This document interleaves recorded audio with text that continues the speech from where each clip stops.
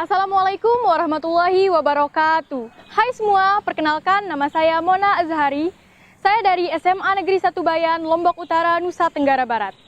Hari ini saya akan mempersembahkan sebuah dongeng yang berjudul Kisah Cilinaya yang melegenda di kalangan masyarakat Dayan Gunung.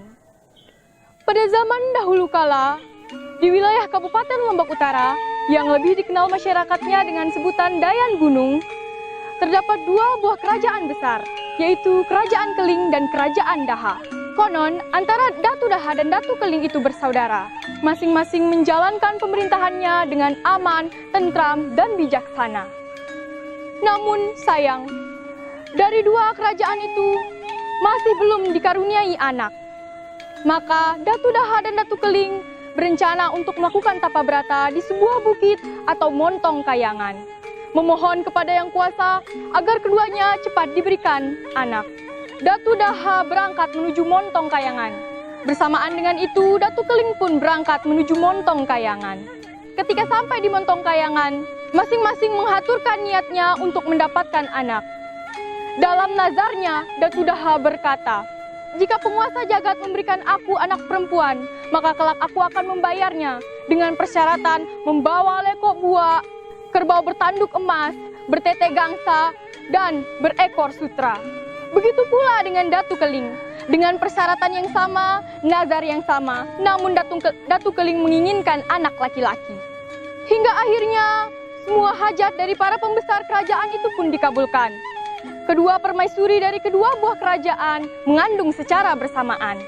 Setelah tiba waktunya untuk melahirkan, kedua permaisuri melahirkan sesuai dengan keinginan Datu Daha dan Datu Keling.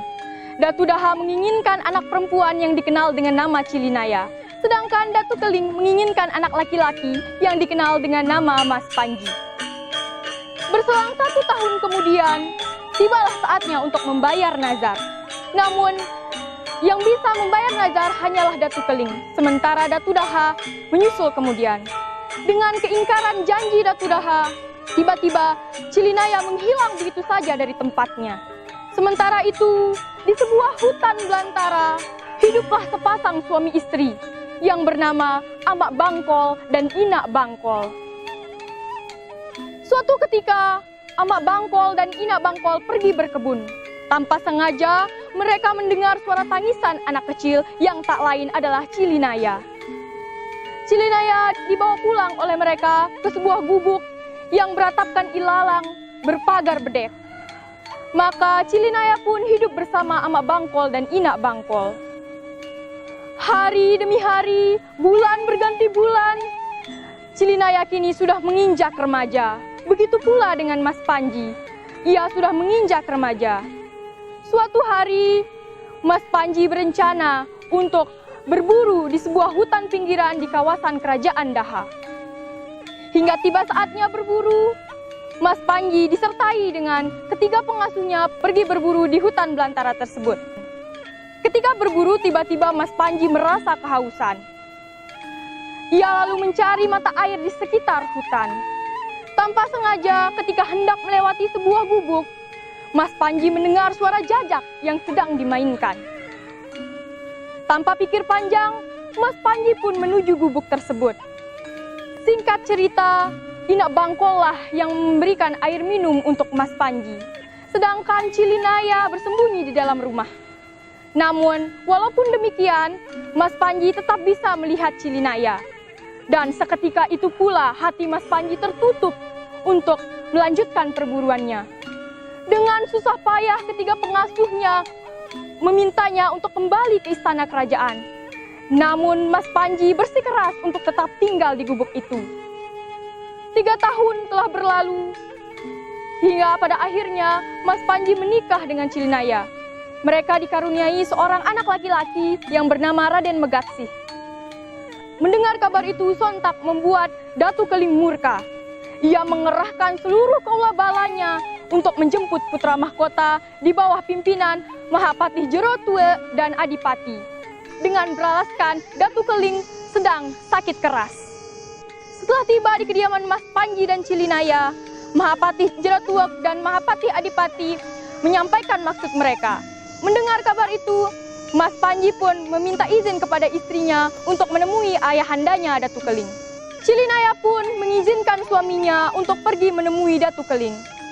Maka Mas Panji dan Cilinaya pun berpisah.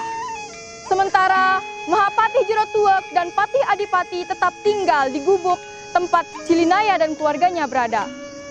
Sebenarnya maksud mereka datang ke gubuk itu adalah untuk melenyapkan Cilinaya. Sebelum dibunuh, Cilinaya berpesan kepada Patih Jerotuek yang dalam bahasa Bayannya yakni, "Mun tetu aku nene anak dedoro bebenes, agendaku tun mambu. Det mun tetu aku nini anak keturunan raja, agendaku sugulang sengeh."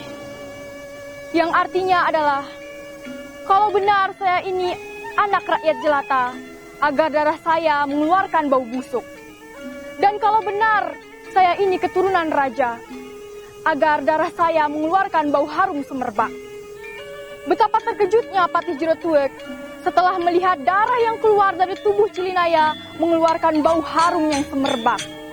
Ternyata apa yang dikatakan Cilinaya itu benar, bahwa dia adalah keturunan raja, yang tak lain adalah anak Datu Daha yang menghilang 20 tahun silam. Setelah terbunuhnya Cilinaya, keadaan pun semakin mencekam. Suara gemuruh berdatangan, setiap benda yang dilaluinya diterjang begitu saja. Dan karena kejadian tersebut, Mahapatih Jerotuek pun mangkat. Bukti meninggalnya Denda Cilinaya dan Patih Jerotuek ini yaitu dengan adanya makam Denda Cilinaya dan makam Patih Jerotuek yang berada di Tanjung Menangis, Kecamatan Bayan, Kabupaten Lombok Utara. Sekian, inilah persembahan kisah dari Denda Cilinaya yang melegenda di kalangan masyarakat Dayan Gunung. Wassalamualaikum warahmatullahi wabarakatuh.